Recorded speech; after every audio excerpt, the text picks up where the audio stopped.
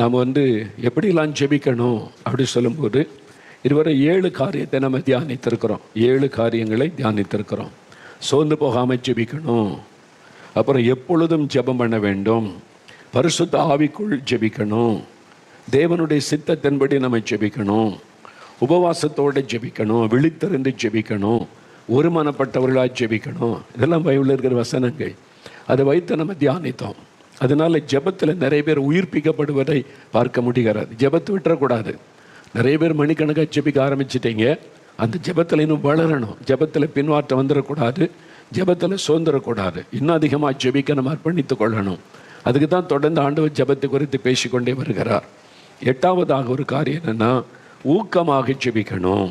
ஜெபத்தில் ஊக்கமாக ஜெபிப்பது. யாக்கோபு 5ஆம் அதிகாரம் 16வது வசனம் பாருங்கள். அதாவது 316வது பக்கம் புதிய ஏற்பாட்டில். யாக்கோபு 5:16. நீங்கள் சொஸ்தமடையும்படிக்கு உங்கள் குற்றங்களை ஒருவருக்கொருவர் அறிக்கையிட்டு ஒருவருக்காக ஒருவர் ஜெபம் பண்ணுங்கள். நீதிமான் செய்யும் ஊக்கமான வேண்டுதல் மிகவும் பலனுள்ளதாக இருக்கிறது. ஊக்கமான வேண்டுதல் மிகவும் பலனுள்ளது. அந்த ஜெபத்திற்கு ஒரு பெரிய வல்லமை இருக்கிறது என்பதாக சொல்லப்படுகிறார். அப்போ ஊக்கத்தோടെ நாம் ஜெபம் பண்ண வேண்டும் என்பதாய் பார்க்கிறோம். அதிலும் நீதிமான்கள் செய்யும் ஊக்கமான ஜெபம். ஜெபிக்கிறவங்க எப்படிப்பட்டவங்களா இருக்கணும்? நீதிமானாக இருக்கணும். நம்ம ஜெபிக்க முழங்கால் படிட்ட உடனே ஆண்டவர் நம்முடைய வார்த்தைகளை பார்த்து அப்படியே பதில் தருகிறவர் அல்ல. நம்ம ஜெபிக்க முழங்கால் படிட்ட உடனே அவருடைய கண்கள் நம்மை கவனிக்கிறாரு, நம்முடைய இருதயத்தை சோதித்து அறிகிறாரு. நம்ம எப்படி ஜெபிக்கிறோம்? கடமைக்காக ஜெபிக்கிறோமா?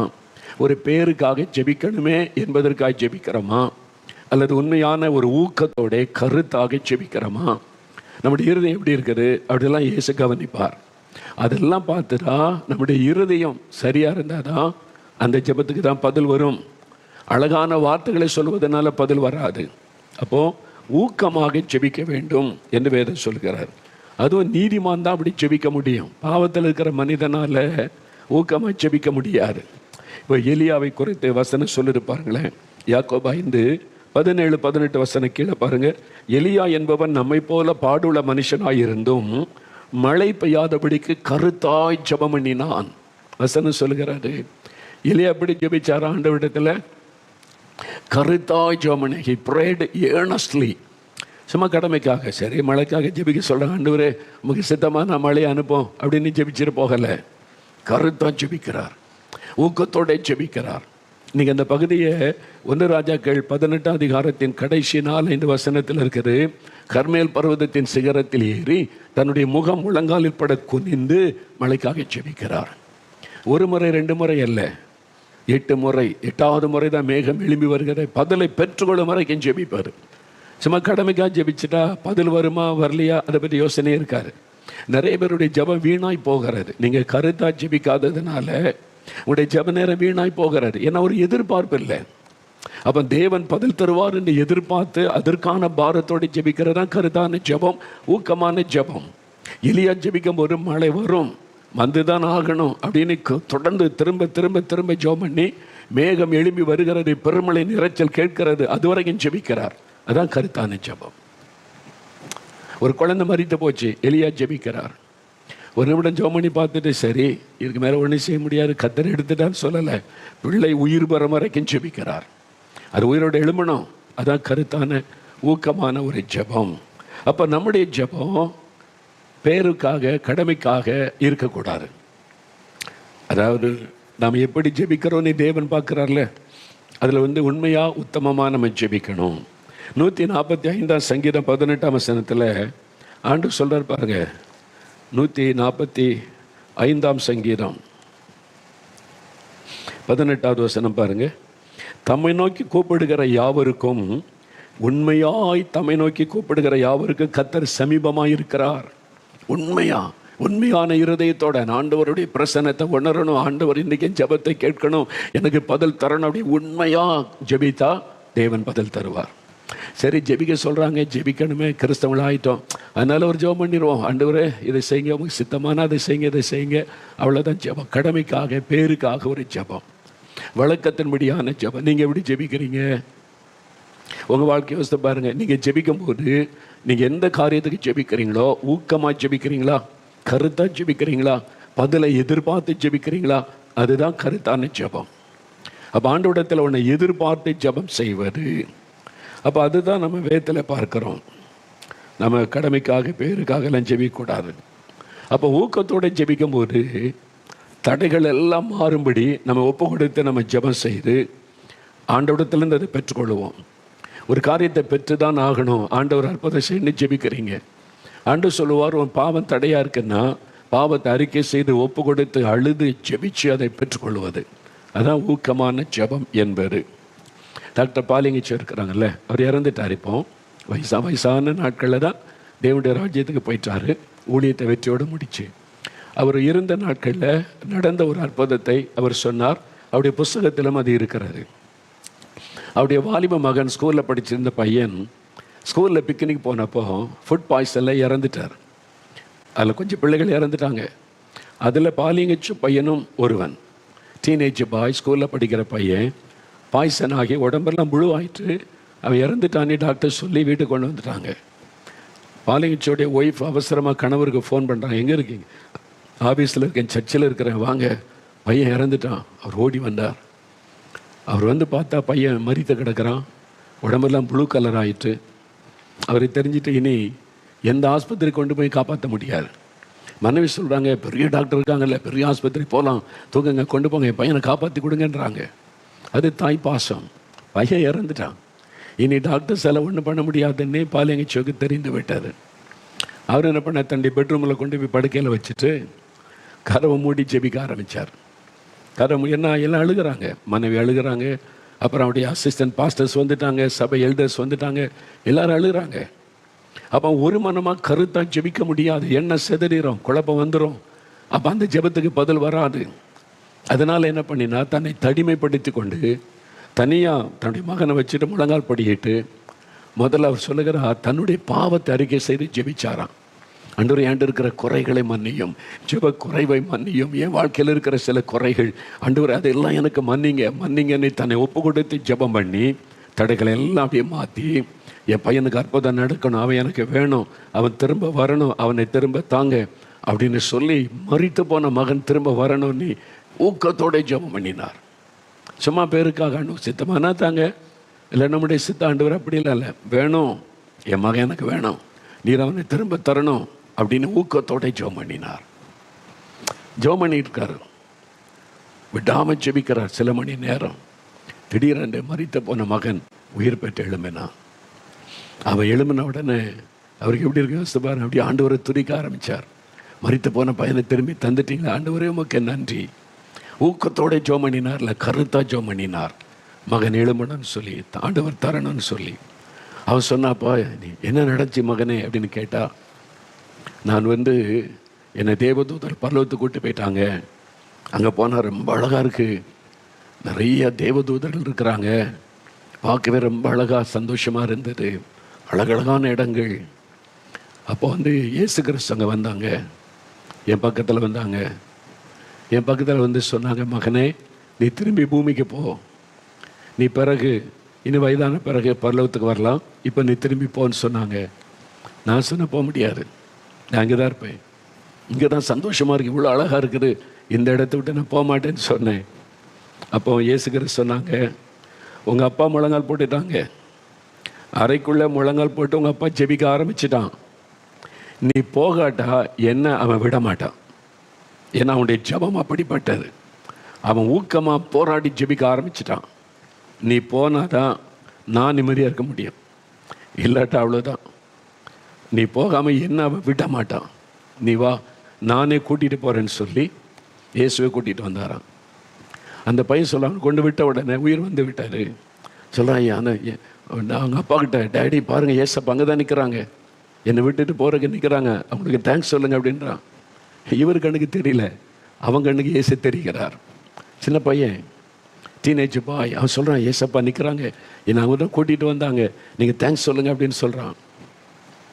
இவர் பார்த்தா இவர் கண்ணுக்கு ஏசு தெரியல, ஆனால் ஏசுங்க நிற்கிறதை ஃபீல் பண்ணுகிறார், அப்படியே பிரசன்னம்.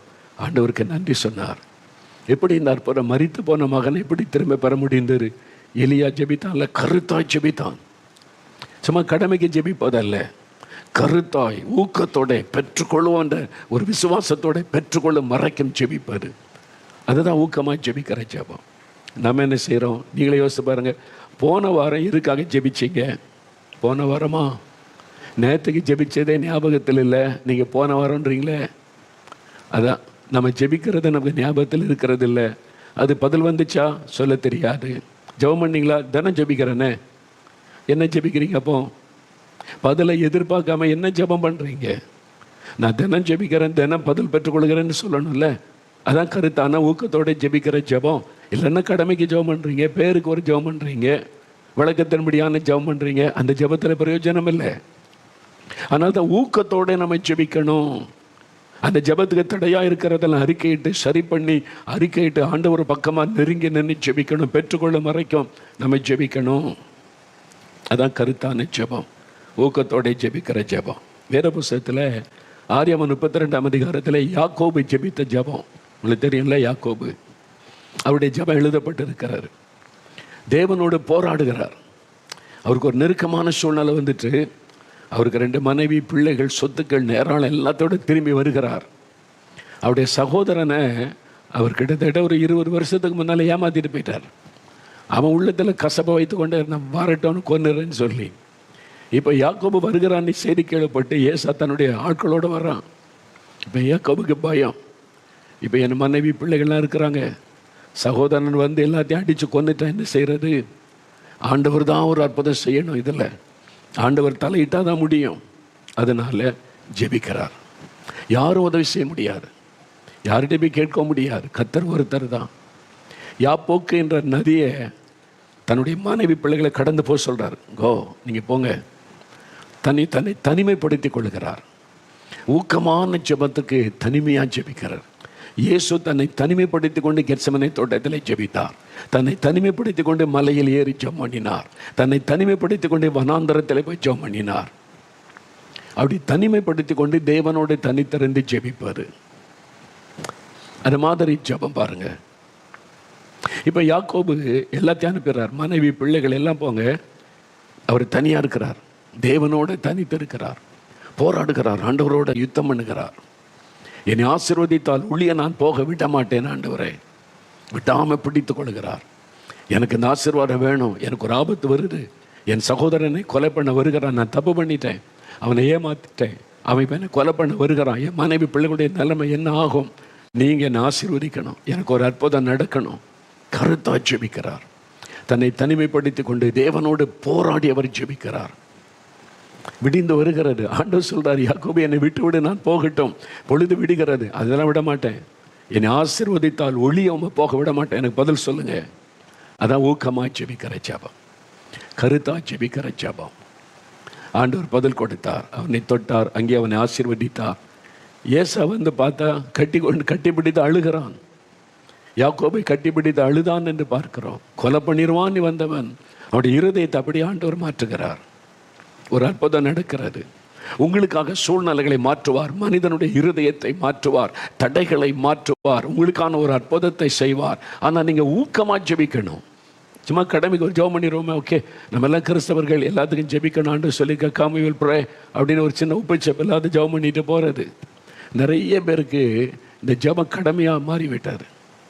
கருத்தான ஜெபம் இல்லை, பேருக்காக ஒரு ஜெபம். அப்போ நீங்கள் பண்ணுற ஜெபத்துக்கு ஆண்டவர் பதில் கொடுத்ததை நீங்கள் பார்க்கணும். அதற்கு நம்ம என்னென்ன காரியம் ஜெபிக்கிறோன்னு எழுதி வைக்கணும்ல. நான் எல்லாமே எழுதுகிறேன். இங்கே வந்து ஜெபம் நடத்தும் போது இன்றைக்கி என்னென்ன காரியத்துக்கு ஜெபித்தோம், போன வாரம் என்னென்ன காரியத்துக்கு ஜெபித்தோம், இந்த டைரியில் எல்லாமே இருக்கும். என்ன தேதியில் அது மாதிரி என்ன பாட்டு பாடினோம், என்னென்ன காரியத்துக்கு ஜெபித்தோம், எல்லாமே இதில் இருக்கும். அப்போது இது பார்க்கும்போது ஒரு எதிர்பார்ப்பு, இதுக்கு ஜெபிச்சோமே, ஆண்டவர் என்ன செய்திருக்கிறார், நம்ம நியூசிலாந்துக்கு ஜெபிச்சோம், அங்கே என்ன நடக்குது, ஆஸ்திரேலியாவுக்கு ஜெபிச்சோமே, கத்துறாங்க என்ன செய்கிறார், தமிழ்நாட்டுக்காக ஜெபிச்சோமே, இங்கே என்ன நடக்கிறது, அந்த எதிர்பார்ப்பு அப்போ தான் வரும். அப்போ நம்முடைய ஜெபம் கருத்துள்ளதாக மாறும். சும்மா ஜெபம் பண்ணிட்டு போவோம் அப்படின்னு போகக்கூடாது. அதுக்கு தான் நான் சொல்கிறேன், ப்ரேயர் டைரி ஒன்றை மெயின்டைன் பண்ணுங்க. டைரியில் எழுதுங்க என்னென்ன காரியத்துக்கு ஜெபிக்கணும்னு, அதை வச்சுக்க ஜெபம் பண்ணுங்க. தினந்தோறும் அதை சொல்லி சொல்லி ஜெபிக்க ஒரு இங்கே கருத்தாக ஜெபிக்க ஆரம்பிச்சிருவீங்க. எதிர்பார்ப்போட்டு ஜெபிக்க ஆரம்பிச்சிருவீங்க. எப்போ எனக்கு இதுக்கு பதில் வரும்ன்றது எதிர்பார்ப்பு வந்துடுமா, உங்களுடைய ஜெபம் வித்தியாசமாக மாறிடும். அதான் கருத்தான ஜெபம். யாக்கோபு தனித்திறந்து ஜெபித்தார்ல, அதே மாதிரி தான் லூக்கா 6:12 இயேசு கிறிஸ்து ஒரு மலையின் மீது ஏறி ராத்திரி முழுவதும் தனிமையாக இருந்து ஜெபித்தார். தன்னை செப்பரேட் பண்ணுகிறார், பிரித்து கொள்கிறார். நான் போய் ஜெபிச்சிட்டு வரேன், நீங்கள் அங்கே இருங்க. தனிமையாக போய் பிதாட்ட பேசுகிறார். லூக்கா 5:16 வாசிக்கும் போது இயேசு வனாந்தரத்தில் போய் தனித்து ஜெபம் பண்ணி கொண்டிருந்தார். ஆனால் ஆண்டவர் ஜெபத்தை குறித்து சொல்லும்போது மத்தேயு 6:6 நீங்கள் உங்கள் அறை வீட்டுக்குள்ளே போய் கதவை மூடி பிதாவுக்கு தெரியும்படி ஜெபம் பண்ணுங்கன்னு சொல்லுகிறார். தானியேல் 6:10 வாசிக்கும் போது தானியேலும் தினம் 3 வேளை பலகணிகள் திறந்திருக்க எருசலேமை பார்த்து தன்னுடைய அறைக்குள்ளே ஜெபம் செய்கிறார். அதை நம்ம பார்க்கிறோம். அதனால் நாம் ஜெபிக்கும் போது கருத்தாக ஜெபிக்கணும், எதிர்பார்ப்போட ஜெபிக்கணும். அது ரொம்ப முக்கியம். அப்போ நீங்கள் என்னென்ன காரியத்துக்கு ஜெபிக்கிறீங்க? கணவர் ரட்சிக்கப்படணும், பிள்ளைகள் ரட்சிக்கப்படணும், பிள்ளைகளுக்கு திருமண காரியம் நடக்கணும், எங்கள் கடன் பிரச்சனை மாறணும், இந்த வழக்குக்கு ஒரு முடிவு வரணும், ஒரு வீடு கட்டணும், என்னுடைய பிஸ்னஸ் ஆசீர்வதிக்கப்படணும், பிள்ளைகளுக்கு நல்ல திருமண வாழ்க்கை அமையணும், குழந்தை செல்வம் வேணும், ஏதோ ஒரு தேவை இருக்குல்ல. அதுக்காக எப்படி ஜெபிக்கிறீங்க? கருத்தாக ஜெபிக்கணும், ஊக்கத்தோட ஜெபிக்கணும். சிலர் தன்னுடைய காரியம்னா ரொம்ப கருத்தாக ஜெபிப்பாங்க, எனக்காக என் குடும்பத்துக்காக அப்படின்னு கருத்தாக ஜெபிப்பாங்க. ஆனால் மற்றவங்களுக்காக ஜெபிக்கும் போது கடமைக்கு ஒரு ஜெபம், சரி ஜெபிக்க கேட்டுக்கொண்டாங்க, ஆண்டவரே அவங்கள ஆசீர்வதிங்க, அற்புதம் செய்யுங்க, அவ்வளோதான். நமக்கு நாம் எவ்வளோ ஊக்கமாக கருத்தாக ஜெபிக்கிறோமோ அதே மாதிரி மற்றவங்களுக்காக ஜெபிக்கணும். அதுவும் தேசத்துக்காக, எழுப்புதலுக்காக, தேச ரட்சிக்கப்பட ஜெபிக்கும் போது ஏனோ தானே ஜெபிக்கக்கூடாது, கருத்தாக ஜெபிக்கணும். சிலர் தனக்குடைய காரியத்துக்கு மட்டும் ரொம்ப சின்சியராக ஜெபிப்பாங்க, கவனமாக இருப்பாங்க. ஆனால் மற்றவங்களுக்காக, தேசத்துக்காக ஜெபிக்கும் போது ஏனோ தானே ஜெபிக்கிறது, கருத்து இல்லாமல், ஒரு எய்ம் இல்லாமல் ஜெபம் செய்வது. நாம் அப்படி இருக்கக்கூடாது. நாம் மற்றவங்களுக்காக ஜெபிக்கும் போதும் கருத்தாக ஜெபிக்கணும். பாருங்க, நம்ம இயேசுவின் ஊழியம் ஒரு ஜெபக்குழு ஆரம்பிக்கப்பட்டார் 1978 அக்டோபர் 2 அப்போ தான் ஜெபக்குழு. அன்றைக்கி கவர்மெண்ட் ஹாலிடேயில் ஒரு ஆரம்பித்தோம். தினந்தோறும் கூடி இந்தியாவுக்காக ஜெபிக்கிறார். இந்திய எழுப்புதலுக்காக, இந்திய மக்கள் ரட்சிக்கப்பட தினமும் கூடி 2 மணி நேரமாவது ஜெபிக்கணும். ரெகுலராக ப்ரேயர். இந்தியாவின் எழுப்புதல், இந்திய மக்கள் ரட்சிக்கப்பட 78 ஜெபிக்கிறோம்.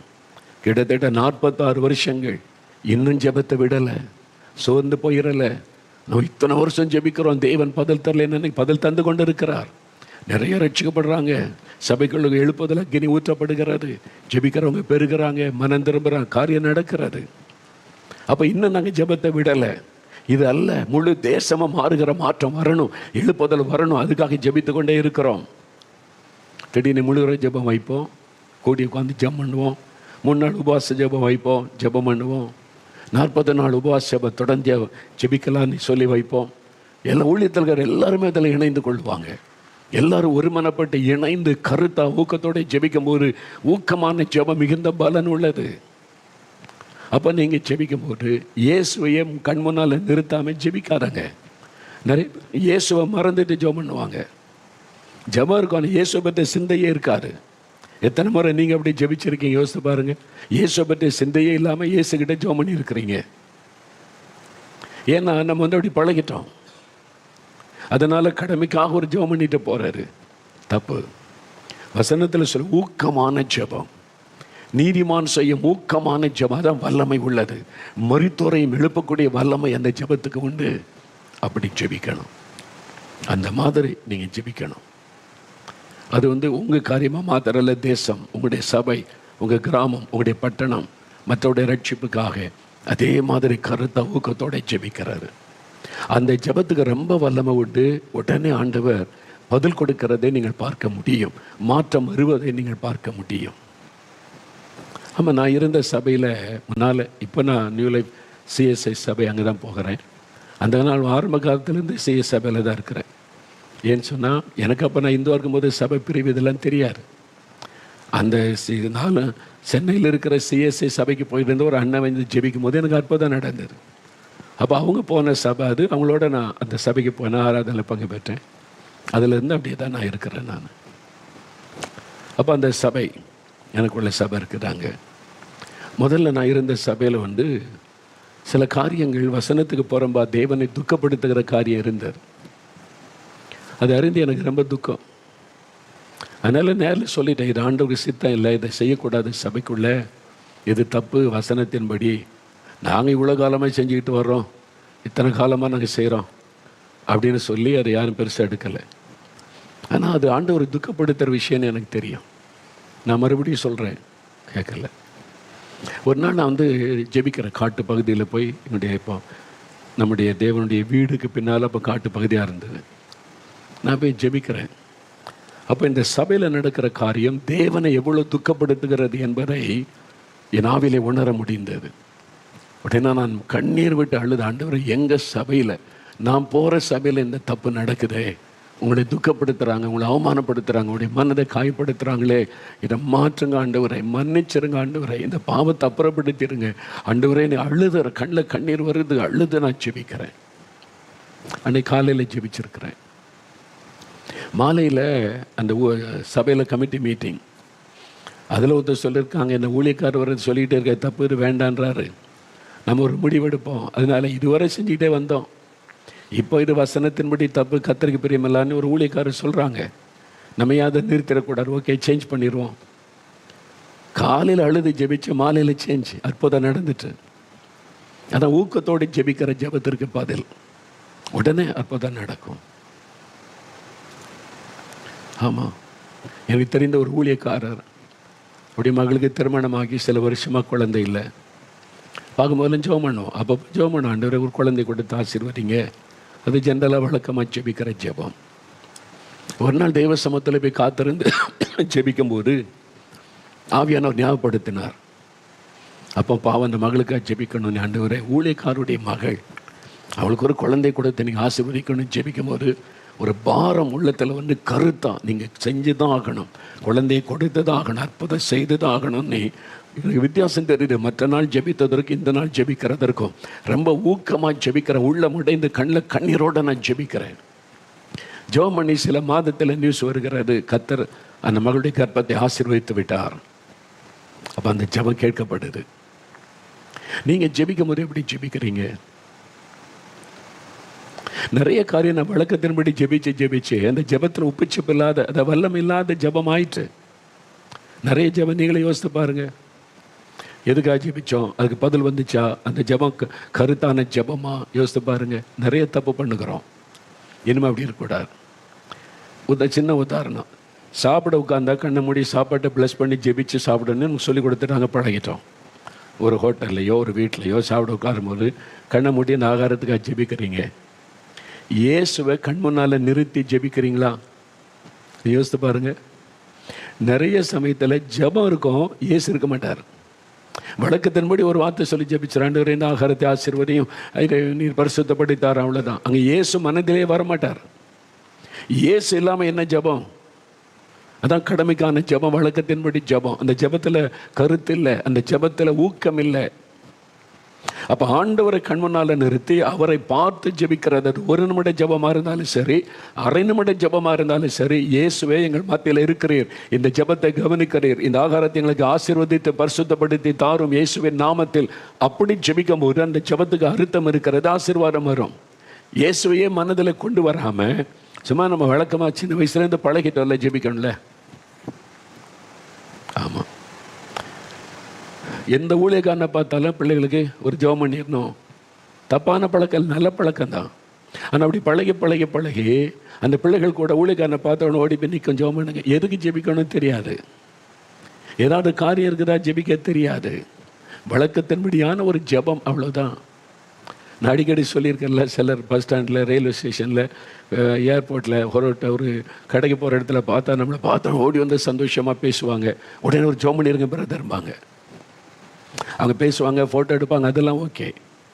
ஆனால் ஊழியக்காரனை பார்த்தா உடனே ஜெபிச்சுக்கணும். அது சின்ன வயசுலேருந்தே நம்முடைய ரத்தத்தில் ஊர்னரு பழகிட்டோம். ஃபாரின்லாம் போனால் அப்படி அந்த மக்களை அப்படி பார்க்க முடியாது. தேவைன்னா அந்த ஊழியக்காரன்ட்டு ஜெபிச்சு கொள்வாங்க. பெரிய சபை ஆராதனைகள்லாம் போய் என்ன பாஸ்ட் அனௌன்ஸ் பண்ணார், if anybody need prayer help come forward I will pray அப்படின்றாரு. நான் கவனிச்சுக்கிறேன், பிரபலமான ஊழியர் தான். மொத்தத்தில் 2 பேர் வந்தாங்க, வந்து நின்று அவன்கிட்ட சொல்லி அவன்கிட்ட போ. மற்றவங்கெல்லாம் பிரசங்கத்தை கேட்டாங்க, ஜெபிச்சாங்க, போய்கிட்டே இருக்கிறாங்க. நம்ம நாட்டில் அப்படி இல்லை. ஊழியக்காரனை பார்த்தா ஓடி வந்து தலையை நீட்டிடணும். எதுக்கு ஜெபிக்கணும்னு கேட்டால் சொல்ல தெரியாது. எதுக்கு யோசிப்பாங்க, சும்மா ஜெபம் பண்ணியிருங்க பிரதர்மா. சும்மா அப்படின்னா என்னது? இதான் அர்த்தம் இல்லாமல் நம்ம ஜெபிக்கிறது. இதெல்லாம் மாறணும். சரி, ஒரு ஊழியக்காரனை பார்த்தா ஜெபிக்க கேட்டிங்கன்னா நீங்கள் சொல்லணும், நான் இந்த காரியத்துக்கு ஜெபிச்சுக்கிட்டே இருக்கிறேன், இன்னும் பதில் வரல, நீங்களும் எனக்கு ஒரு ஹெல்ப் பண்ணுங்கள், எனக்காக ஜெபம் பண்ணி கொள்ளுங்க. அதில் அர்த்தம் இருக்கிறது. சும்மா ஜெபம் பண்ணுங்க அதெல்லாம் நீங்கள் மாறணும். அந்த ஜெபத்தில் எதுக்கு சும்மா டைம் வேஸ்ட்டு? அப்போ உங்களுக்கு தெரியணும், இந்த காரியம் இதுக்காக ஒரு ஜெபம் பண்ணுங்க, நான் ஆண்டவரிடத்தில் இந்த அற்புதத்தை எதிர்பார்க்குறேன், ஒரு ஜெபம் பண்ணுங்க.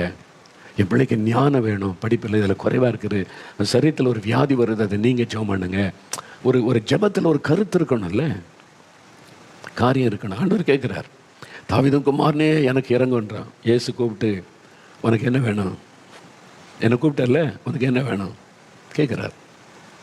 எனக்கு என்ன வேணும் உங்களுக்கு தெரியாத ஆண்டவரே அப்படியே சொன்னால், நான் பார்வை அடையணும், அது கேளு. அதான் கருத்தான ஜெபம்.